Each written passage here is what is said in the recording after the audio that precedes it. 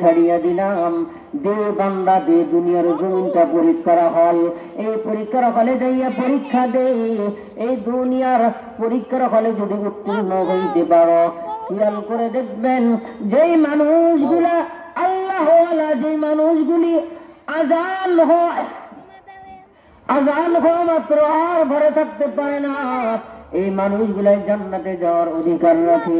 এই মানুষগুলাকে আল্লাহ তাআলা ছাঁটাই বাছাই করে জান্নাতে দিতে পারতেন। কিন্তু দুনিয়ার জমিনটাকে পরীক্ষার হল বানাইয়া, দুনিয়ার জমিনে এই যে দুনিয়া দুনিয়া আমার আমার করতেছি, এই মানুষগুলার সাথে দুনিয়া থেকে পার্থক্য বুঝানোর মতো, দুনিয়া থেকে প্রমাণ নিয়ে যাওয়ার মতো, যে তোমাকে যদি জাহান্নামে দিতাম তুমি বলতা। এখন তো আর বলার কিছু নাই, কারণ পরীক্ষা তো দিয়ে আর সব পরীক্ষায় ফেল।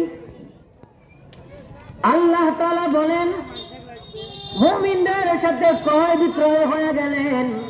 দুনিয়াটাকে পরীক্ষার হল বানাইলাম, জান্নাত বানাইলাম। আমি আল্লাহ তাআলা জান্নাত বানাইলাম নিজে, কিন্তু জান্নাত বানাইয়া আমি আল্লাহ তাআলা মালিক হই নাই। আল্লাহ তাআলা জান্নাত বানাইছেন, কিন্তু মালিক আল্লাহ তাআলা না, আল্লাহ তাআলাই বানাইছেন।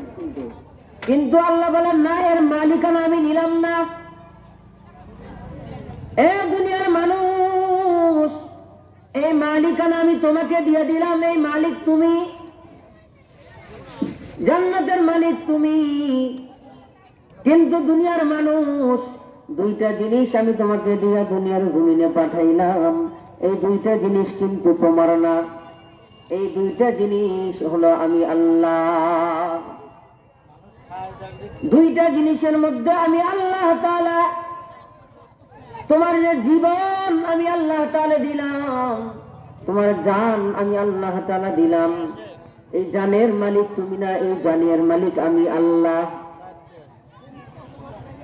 দুনিয়ার জমিনে তোমাকে জীবিত বানাইয়া পাঠাইলাম, জীবন দিলাম, হায়াত দিলাম, হায়াতের মালিক তুমি না।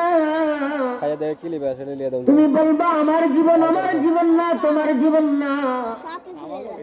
দুনিয়াতে আমি আল্লাহ তাআলা মাল দিলাম, অর্থ সম্পদ, ধন দৌলত, টাকা পয়সা, বাড়ি গাড়ি, এইগুলার মালিকও তুমি না। এই অর্থ সম্পদ ধন দৌলতের মালিক একমাত্র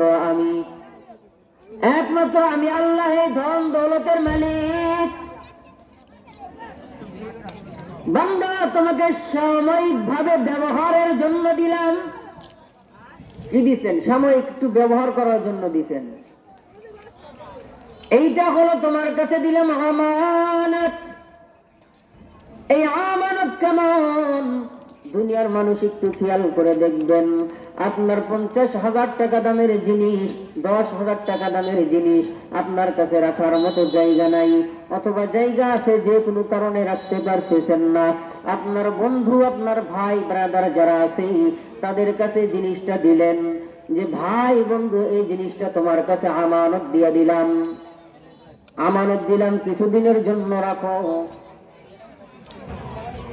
আমানতের জিনিস ব্যবহার করার অনুমতি আছে? আমানতের জিনিস ব্যবহারের